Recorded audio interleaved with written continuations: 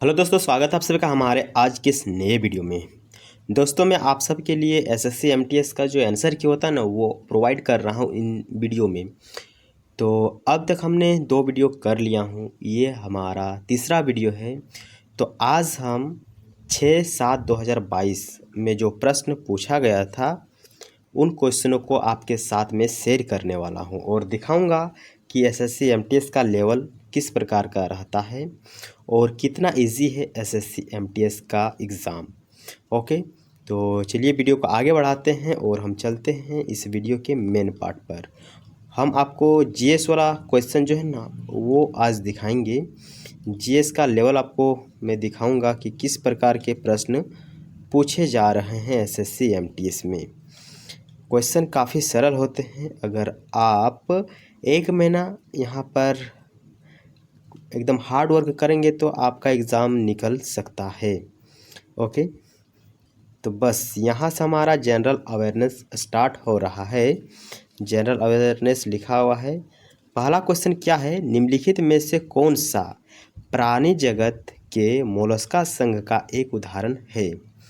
यहाँ पर जो प्रश्न है उसका आंसर एकदम 100% सत्य है, क्योंकि ये ऑफिशियल आंसर की है। एसएससी खुद प्रोवाइड करता है इसका आंसर। तो मोलस्का संघ का उदाहरण ऑक्टोपस है। क्या ऑक्टोपस है? ऑक्टोपस आप लोग को पता है क्या होता है?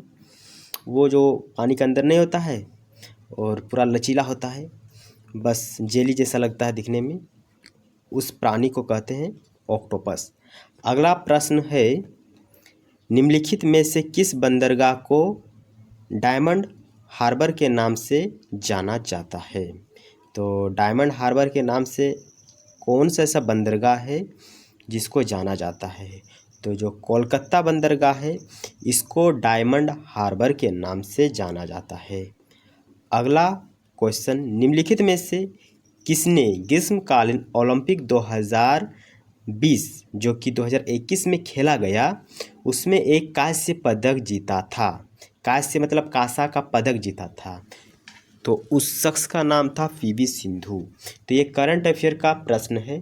आप भी इस वर्ष जो ओलंपिक हुआ है, ग्रीष्मकालीन ओलंपिक और जो रियल ओलंपिक हुआ है, उनसे प्रश्न इस बार पूछा जा सकता है, इसलिए आप एक बार उसको ज़रूर देख लीजिए। और हमारे इस चैनल पर एक वीडियो जो कि जल्द ही अपलोड किया जाएगा, इसलिए आप हमारे इस चैनल को ज़रूर सब्सक्राइब करके रख लीजिए। मैं इस वीडियो के माध्यम से मैं आपको एकदम जितना हो सके समझाने का कोशिश करूंगा कि किस प्रकार के प्रश्न पूछे जाते हैं और यही प्रश्न घुमा फिरा कर आपके एग्ज़ाम में आएगा। प्रश्न देखिए, चौथा नंबर वाला क्या है, दिए गए विकल्पों में से सर्वाधिक अभिक्रियाशील धातु का चयन कीजिए। तो अभिक्रियाशील धातु का मतलब जानते हैं क्या होता है? अभिक्रियाशील धातु का मतलब होता है वह धातु जो हवा के साथ, जल के साथ तुरंत रिएक्ट करता है, या तो वो जंग लग जाएगा या फिर जल जाएगा। तो इसी को कहते हैं अभिक्रियाशील धातु, यानी बहुत जल्दी रिएक्ट करता है। आप जैसे जल्दी गुस्सा हो जाते हैं ना, उसी प्रकार ये धातु है जो बहुत जल्दी गुस्सा हो जाता है। उसका नाम क्या है? सोडियम है। क्या है? सोडियम। लोहा भी जंग लगता है लेकिन धीरे धीरे। ओके, 5वां नंबर क्वेश्चन है, भारतीय संविधान में राज्य के नीति निर्देशक सिद्धांतों के तहत निम्नलिखित में से किस अनुच्छेद में ग्राम पंचायत के संगठन का प्रावधान है? ये प्रश्न आप जरूर करके जाइएगा। कौन सा? आर्टिकल जो इम्पोर्टेंट आर्टिकल होता है ना, उसको एक बार कीजिएगा, आपके एग्ज़ाम में बहुत ही वो बेनिफिट देगा। तो राज्य के नीति निर्देशक तत्व में जो अनुच्छेद यानी आर्टिकल 40 से वो ग्राम पंचायत के संगठन का प्रावधान करता है। अगला प्रश्न है, आईसीसी क्रिकेट विश्व कप 2011 में इनमें से किस पशु को आधिकारिक शुभांकर बनाया गया था? यानी शुभांकर बनाया गया था हाथी को।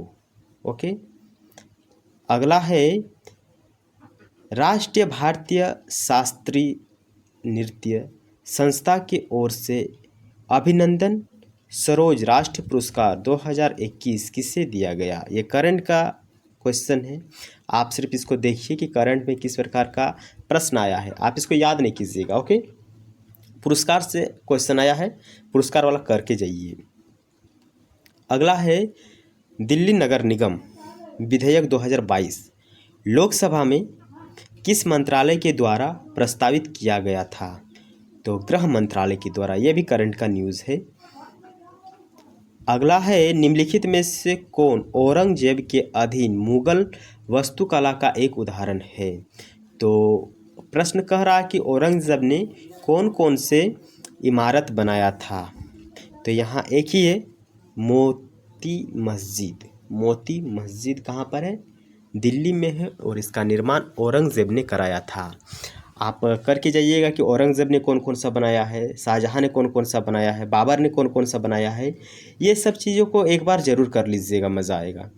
10 नंबर वाला जो क्वेश्चन है वो बोल रहा है क्या आर्थिक प्रबुद्ध मंडल भारतीय अर्थव्यवस्था निगरानी केंद्र के आंकड़ों के अनुसार निम्नलिखित में से किस राज्य में जनवरी 2022 तक सबसे अधिक बेरोजगारी दर देखी गई है? तो हरियाणा में सबसे ज़्यादा बेरोजगारी देखी गई थी। कब? 2022 में। करंट का न्यूज़ है। ओके, अगला है भारतीय निशानेबाज और स्वर्ण पदक विजेता अभिनव बिंद्रा की आत्मकथा पुस्तक को किस नाम से जाना जाता है? तो एक भारत के निशानेबाज है और उसने स्वर्ण पदक भी जीता है। उसका नाम क्या है? अभिनव बिंद्रा। उसके द्वारा एक आत्मकथा यानी अपने जीवन के बारे में उसने एक पुस्तक लिखा है। उस पुस्तक का नाम है a shot at history. A shot at history. Okay, अगला है 1527 में खानवा के युद्ध में राणा सांगा को हराने के बाद निम्नलिखित में से किसने गाजी की उपाधि धारण की? तो आप सबको पता ही है कि बाबर के द्वारा बहुत सारे युद्ध लड़े गए हैं। उन युद्ध को एक बार देख लीजिएगा। ओके, तो 1927 में खानवा का युद्ध हुआ था जिसमें राणा सांगा और बाबर के युद्ध हुआ था, और बाबर उसमें जीत गया, और जीतने के बाद उसने गाजी की उपाधि धारण की। ओके, 13 नंबर वाला जो क्वेश्चन है कह रहा है किस मौर्य शासक को यूनानियों द्वारा अमित घात कहा जाता था? अमित्र घात कहा जाता था। तो बिंदुसार को। तो बिंदुसार को कहा जाता था यूनानियों के द्वारा। अगला है 2011 की जनगणना के अनुसार भारत का सबसे अधिक जनसंख्या वाला राज्य कौन सा है? उत्तर प्रदेश। बहुत इजी प्रश्न पूछ गया है। जनगणना वाला एक बार जरूर देखिएगा, मजा आएगा। अगला है अप्रैल 2022 में आसनसोल यानी जो कि पश्चिम बंगाल में एक शहर है, वहाँ के उपचुनाव में किस टीएमसी तृणमूल कांग्रेस उम्मीदवार ने जीत हासिल की? तो शत्रुघ्न सिन्हा। देखो प्रश्न इसलिए ये पूछा गया है क्योंकि शत्रुघ्न सिन्हा एक अभिनेत्री यानी हीरो था, और हीरो जब चुनाव में आया तो वो जीत भी गया, इसलिए एसएससी ने इस पर प्रश्न बनाया। अगला है कौन सा प्राकृतिक यौगिक पौधों के प्रकाश संश्लेषण में मदद करता है? ये तो आपको पता ही होगा, क्लोरोफिल जो कि है वो प्रकाश संश्लेषण में हेल्प करता है।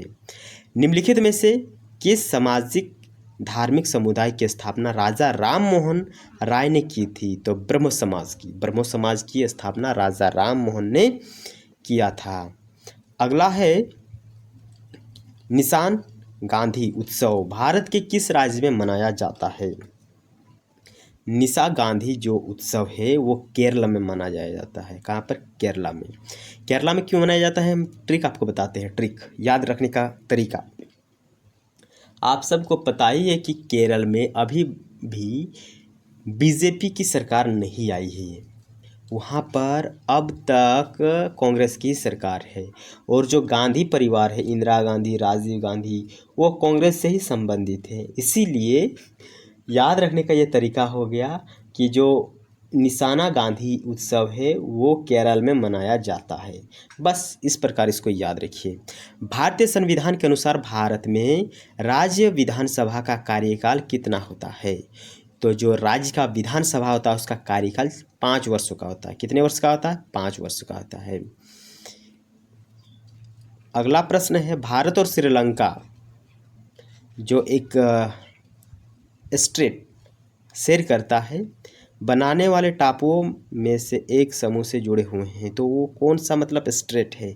हमने कल पाक जल संधि के बारे में आपको बताया था।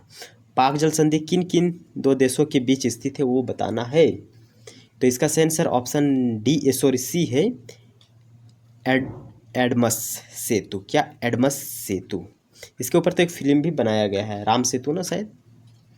निम्नलिखित में से 1913 में भारत के 12 स्थापित एक क्रांतिकारी संगठन कौन सा था? यानी 1913 में एक संगठन बनाया गया था, बाहर स्थापित यानी भारत के बाहर एक संगठन बनाया गया था। उस संगठन का क्या नाम था? तो गदर पार्टी। क्या नाम था उसका? गदर पार्टी, जो कि भारत की भौगोलिक सीमा में नहीं बल्कि भारत से बाहर बनाया गया था। अगला प्रश्न है, निम्नलिखित में से किसे 1956 में भारत सरकार द्वारा निजी क्षेत्र की सभी मौजूदा जीवन बीमा कंपनियों का राष्ट्रीयकरण करके स्थापित किया गया था? तो ये प्रश्न हमने परसों किया था इसी सीरीज़ में और सेम प्रश्न था। प्रश्न हेर फेर नहीं हो रहा है, डायरेक्ट प्रश्न पूछ दिया जा रहा है। जो कल पूछा था वो आज पूछ रहा है, ऐसे ही एसएससी कर रहा है अब। ओके, तो घबराने की कोई बात नहीं है, प्रीवियस ईयर करके जाइए, 50 से 60% आपका निकल जाएगा। अगला है इसका तो आंसर नहीं बताया, भारतीय जीवन बीमा निगम यानी एलआईसी को क्या किया 1956 में? भारत में जितना भी जीवन बीमा कंपनी था ना, सबको मर्ज करके एक बना दिया, उसका नाम क्या कर दिया? एलआईसी। अगला है प्रसिद्ध गीत ए मेरे वतन के लोगों, मूल रूप से कौन गाया था या किसके द्वारा गाया गया था? तो लता मंगेशकर जी के द्वारा ये मेरे वतन के लोगों, ये जो गीत है गाया गया था।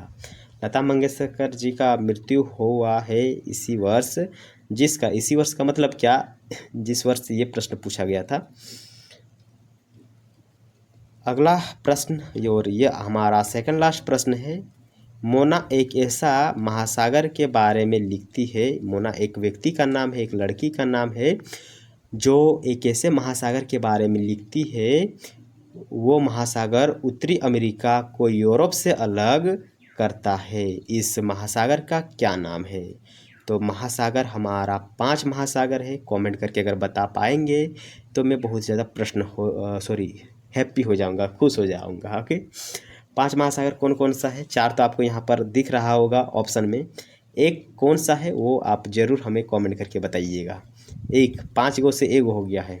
इसका सही आंसर है अटलांटिक महासागर, जो कि उत्तरी अमेरिका को यूरोप से अलग करता है। और दोस्तों ये हमारा लास्ट प्रश्न है, पंथी नृत्य शैली का संबंध भारत के किस राज्य से है? एसएससी का फेवरेट है, करके जाइएगा नृत्य वाला टॉपिक। तो पंथी नृत्य शैली भारत के छत्तीसगढ़ राज्य से संबंधित है। तो दोस्तों आपने एग्ज़ाम का लेवल देख लिया, काफ़ी सरल एग्ज़ाम पूछे जा रहे हैं एसएससी एमटीएस में, और मैं उम्मीद करता हूं कि अगर आप आसानी से एग्ज़ाम को क्रैक करना चाहते हैं तो इन टॉपिक को करके जाइए, आपका एग्ज़ाम निकल जाएगा। इसमें ज़्यादा हाई लेवल का एग्ज़ाम नहीं है, एगो एग्ज़ाम पास करना होगा, डॉक्यूमेंट वेरिफिकेशन एंड कुछ महीना बाद आपका ज्वाइनिंग हो जाएगा। तो अगर वीडियो पसंद आया है तो बिल्कुल इस चैनल को सब्सक्राइब करके वीडियो को लाइक कीजिएगा, और आपके मित्रगण जो तैयारी में लगे हुए हैं उनके साथ इस वीडियो को ज़रूर शेयर कीजिएगा। नहीं तो अगर आप अपने संबंधी को अगर इस वीडियो को शेयर करेंगे तो वो गुस्सा हो जाएंगे, बोलेगा भाई ये तुम हमको काहे शेयर किया, हम कोनो एग्ज़ाम दे रहे हैं। तो इसीलिए आप अपने फ्रेंड को ज़रूर शेयर कीजिए। हम नहीं बोल रहे हैं कि आप अपने परिवार के, अपने रिश्तेदारों को इस वीडियो को शेयर करो, तो बस ऐसा नहीं है। आप ज़रूरतमंदों लोगों को इस वीडियो के बारे में बता सकते हैं, इसको शेयर कर सकते हैं। ओके, तो चलिए मुलाकात होगी एक अनदर वीडियो में, तब तक के लिए बाय बाय, अपना ध्यान रखिए, पढ़ते रहिए, सिलेक्शन लीजिए।